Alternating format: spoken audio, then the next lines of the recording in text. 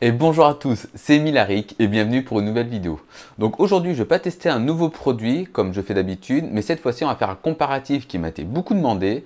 C'est sur deux box Android, lesquelles la Mi Box S de chez Xiaomi et la U1 Max de chez Beequell. Donc la U1 Max c'est une box assez puissante que j'avais vraiment aimée.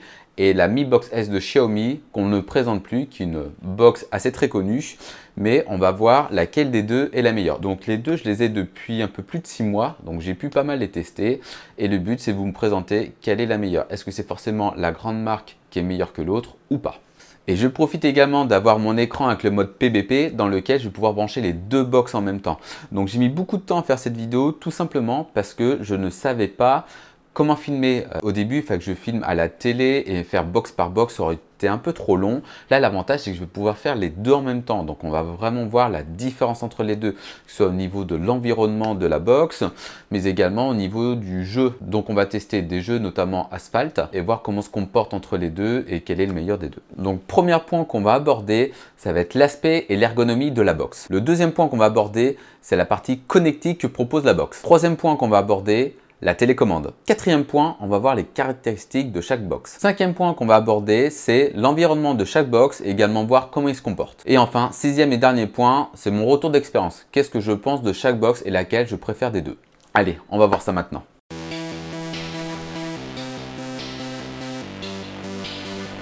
Donc la première box qu'on va voir, c'est la Beequell. Donc elle est de forme ronde avec un afficheur à l'avant, marqué Beequell sur le dessus avec quelques formes, donc ça on aime ou on n'aime pas. Après, je la trouve un peu austère, donc personnellement, je ne suis pas trop fan. Après, son poids est assez léger, elle fait à peu près 131 grammes. Donc la deuxième box qu'on va voir, ça va être la Xiaomi. Donc elle est de forme carrée avec des arrondis sur les bords, avec le petit Mi de marqué dessus. Après, elle reste très simple et elle n'a pas d'afficheur sur le devant, mais après, ça reste juste un petit gadget. Donc entre les deux box, plutôt une préférence pour la Xiaomi.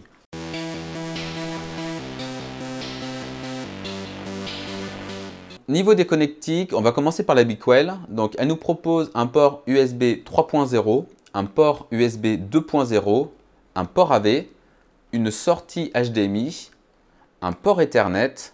Ensuite, on a la prise secteur et enfin du micro SD.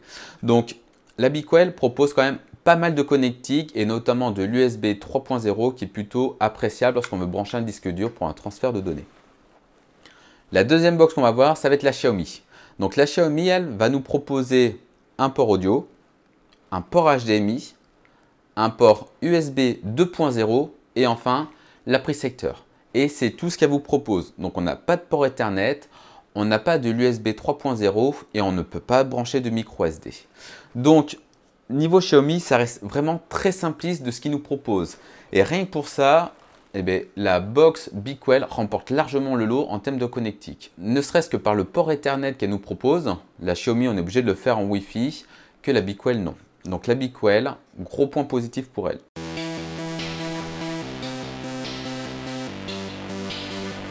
Troisième point, les télécommandes. Donc on va commencer par la Beequell, donc c'est une télécommande à infrarouge, donc déjà point négatif, elle fonctionne avec deux piles AA. Ensuite, elle fait un peu cheap, hein, c'est du plastique et on a une multitude de touches dont la plupart ne sont pas utilisables. Ne serait-ce que le pavé numérique n'est pas forcément utile. Et ensuite, en haut, on a des touches télé qui, pour être honnête, je n'ai pas encore trouvé d'utilité. Je ne suis pas trop fan. Déjà, rien que l'infrarouge, je suis contre. Hein. C'est ce qu'on avait il y a 20 ans, c'est toujours la même chose. Donc maintenant, on va passer à la télécommande de la Xiaomi. Donc elle est toujours en plastique, donc ça fait toujours aussi un peu cheap. Hein. Mais après, elle reste hyper simpliste. On va retrouver les boutons principaux et notamment une commande vocale qui est super pratique. Et elle fonctionne également avec deux piles AA qui ne sont pas fournies.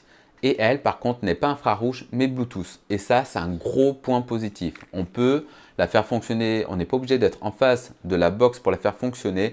Contrairement à celle de la Beequell, où il faut être bien en face de la box pour que ça puisse correspondre.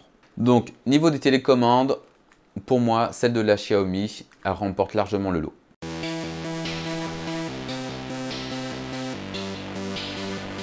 Côté caractéristiques, les deux box contiennent un processeur Cortex A53. Par contre, ce qui va différencier, ça va être les puces.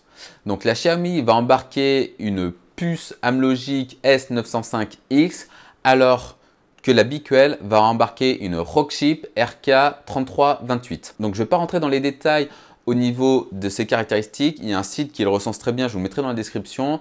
Mais il faut savoir qu'entre les deux, la Rockchip remporte le lot. Donc elle est beaucoup plus puissante. Il faut savoir également que la BeQuell contient 128 Go de ROM pour 4 Go de RAM, alors que la box Xiaomi contient uniquement 4 Go de ROM pour 2 Go de RAM.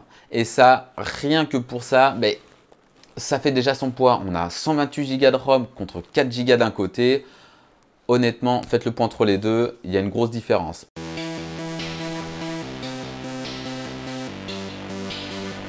Côté environnement, on va faire les deux en même temps. Donc on va être sous Android 9.0 pour la BeQuell, tandis que la Xiaomi, on va être sous environnement 8.1. Donc à gauche, on va avoir la BeQuell, à droite, la Xiaomi. On peut voir qu'en termes d'interface, on est complètement à deux choses différentes.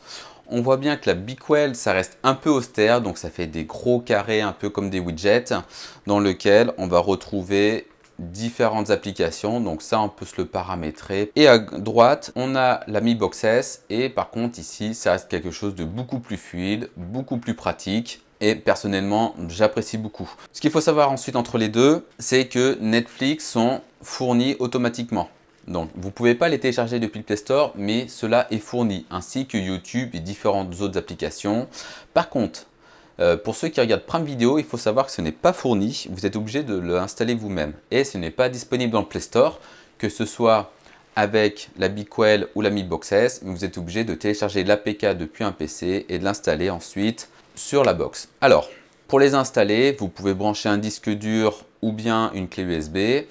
Et pour toutes les deux, il faut prendre une application qui permet de récupérer ce fichier. Donc sur la BeQuell, c'est installé par défaut, c'est File Explorer qui vous permet de récupérer ce que vous avez sur un disque dur. Sans ça, il ne le voit pas. Et pour la Xiaomi, j'ai dû l'installer moi-même. C'est Explore, c'est exactement le même principe, hein, c'est gratuit. Et ça permet de récupérer ce qu'il y a sur le disque dur ou la clé USB. Et ensuite, aucun problème, ça s'installe normalement. En termes de personnalisation, il faut savoir que sur la Mi Box S, on est un peu limité, c'est-à-dire je ne vais pas pouvoir personnaliser entièrement la partie de gauche dans laquelle je vais avoir application, Netflix, sélection, recommandations. Si jamais je veux faire une partie jeu, je ne peux pas le faire. Donc sur ça, je suis très limité. Côté BeQuell, donc l'environnement que l'on a, on peut le personnaliser, c'est-à-dire je peux changer certains widgets, je peux mettre ce que je veux, rajouter des applications en bas. Ça reste plutôt pratique. Ensuite, côté Chromecast, il faut savoir que la Mi Box S contient un Chromecast, c'est-à-dire que je peux diffuser ce que j'ai sur mon téléphone en me connectant par Wi-Fi sur la Mi Box S. Donc ça, c'est tout à fait possible et ça marche super bien, comme un Chromecast tout court, hein. C'est la même fonctionnalité. Par contre, sur la BeQuell, vous n'avez pas cette fonctionnalité. Si vous voulez l'avoir, vous êtes obligé de télécharger une application et les applications sont complètement pourries. Pour être honnête, c'est pas du tout pratique.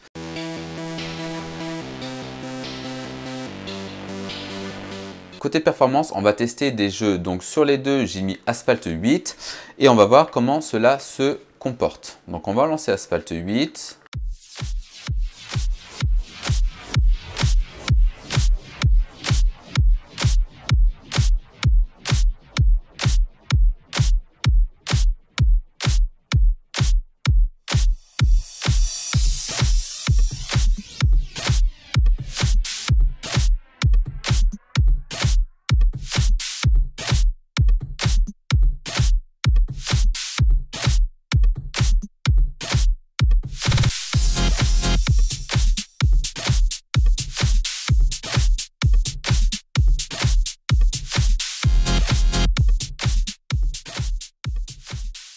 Maintenant, côté expérience, j'ai déjà pas mal utilisé les deux, que ce soit la BeQuell ou la Mi Box S. Notamment la Mi Box S, je l'avais emmenée avec moi en Espagne et ça se passait plutôt bien. Mis à part où elle perdait fréquemment le Wi-Fi à ce moment-là, donc je ne sais pas si c'était un problème d'installation chez eux ou pas, parce qu'à la maison, ça fonctionne très bien. Après, moi, c'était juste une utilisation pour Netflix et Prime Video. Donc sur ça, je n'avais aucun problème.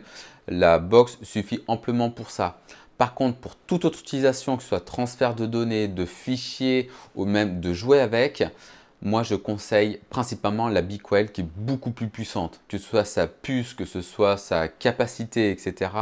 Elle est largement mieux. Donc moi je la conseille amplement. Le seul petit point négatif, ça va être la télécommande qui, elle est entièrement infrarouge. Et ça, je comprends pas qu'on fasse encore des télécommandes infrarouges. J'ai déjà vu des barres de son et pas mal de box qui fonctionnent comme ça et j'arrive pas à comprendre qu'on garde encore ce système alors que les box contiennent le Bluetooth. C'est tout simplement ahurissant. Après, il faut savoir que pour 10 € de plus, vous pouvez l'avoir avec un pad R2i qui vous permet du coup de la commander en Bluetooth. Par contre, ce pad est en QWERTY. Donc si on fait le point, la box Xiaomi arrive juste devant. Ne serait-ce que pour son interface à télécommande, elle fait entièrement son taf. Les points négatifs, c'est son USB 2.0 et l'USB 3 qui est manquant, l'Ethernet qui n'est pas du tout présent, donc on est obligé de fonctionner en Wi-Fi. Donc voilà, après tout dépend de son utilisation. Comme je vous l'ai dit, moi c'est uniquement pour regarder des vidéos Netflix, Prime Video, YouTube et voir de l'IPTV. La box Xiaomi fait entièrement le taf, c'est parfait. Si vous voulez faire des transferts de données, uploader ou jouer, pour moi il faut prendre la Bicwell. Voilà, tout simplement. Donc voilà, c'est tout pour cette vidéo. J'espère qu'elle vous aura plu. Moi, c'était pas facile de la réaliser. J'ai mis longtemps à me préparer, même s'il y a quelques petits couacs. J'en ai quand même bavé et j'espère que le travail sera à la hauteur de ce que vous espérez. Et puis sinon, je vous dis à bientôt pour une prochaine vidéo. Allez, bye bye!